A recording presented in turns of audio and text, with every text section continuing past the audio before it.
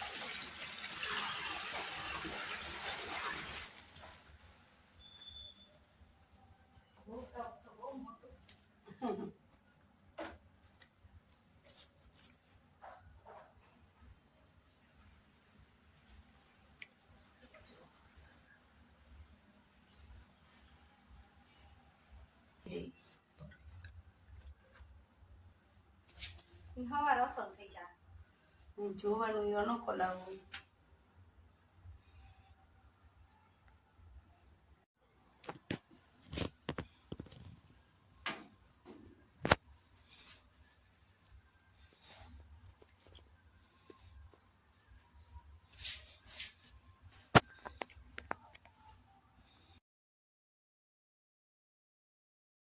મારા એક મિત્રનો ફોન આવ્યો. તેને ફોનમાં જણાવ્યું કે તમારા બારોટ પાસેથી ઘણું શીખવા જેવું છે. જ્યારે પણ હું બારોટને મળું છું ત્યારે કાંઈક ને કાંઈક નવું શીખવા મળે છે. તમને એમ થશે તો તમે આ દશામાનો બ્લોગ બનાવ્યો એ ઉપરથી શું શીખવા મળ્યું? તો તમને જણાવી દઉં કે અમે દશામાં હોય કે ગણપતિ મહોત્સવ આ મૂર્તિઓ માટીમાંથી બનાવી હતી. અને જો ઘરે બનાવવાનો સમય ન હોય અને બહારથી ખરીદી કરીએ તો પણ ઇકો ફ્રેન્ડલી મૂર્તિ જ બનાવીએ છીએ અને ઇકો ફ્રેન્ડલી મૂર્તિ જ ખરીદીએ છીએ. અને જ્યારે દશામાનું વ્રત પૂરું થાય, 10 દિવસ પૂરા થાય ત્યારે ઘરમાં જ આ મૂર્તિનું વિસર્જન કરીએ છીએ. અને તેમાંથી જે માટી વધે એ માટીને કુંડામાં વાવી અને તેમાં તુલસી અથવા બોગનવેલના રોપ વાવી અને ઉછેરીએ છીએ. આમ દશામાં હોય કે ગણપતિ એ આખું વર્ષ અમારી સાથે જ રહે છે. તો આપ સૌને પણ વિનંતી છે કે આપ જ્યારે પણ દશામાનું વ્રત કરો કે હવે 10 દિવસ પછી ગણપતિ મહોત્સવ આવશે અને આ ગણપતિની મૂર્તિ ખરીદવા નીકળો તો બને ત્યાં સુધી ઇકો ફ્રેન્ડલી મૂર્તિ ખરીદવી અને આ ઇકો ફ્રેન્ડલી મૂર્તિનું આપણા ઘરમાં જ વિસર્જન કરવું જોઈએ, જેથી તેમાંથી વધતી માટીને કુંડામાં રોપી અને તેમાં છોડ રોપી અને આ ગણપતિને આખું વર્ષ માટે આપણા ઘરમાં જ રાખી શકીએ. તે ઘરની બહાર ન જાય. આમ સીધી સીધી જો આપણા ઘરમાં જ રાખવા હોય તો ઇકો ફ્રેન્ડલી મૂર્તિનો જ આગ્રહ રાખો. 10 દિવસ પછી ગણપતિ મહોત્સવ આવે છે અને આમાંથી કોણ કોણ આ ઇકો ફ્રેન્ડલી મૂર્તિ ખરીદવાના છે તે મને કોમેન્ટ કરીને જણાવશો. લાઈક કરો, શેર કરો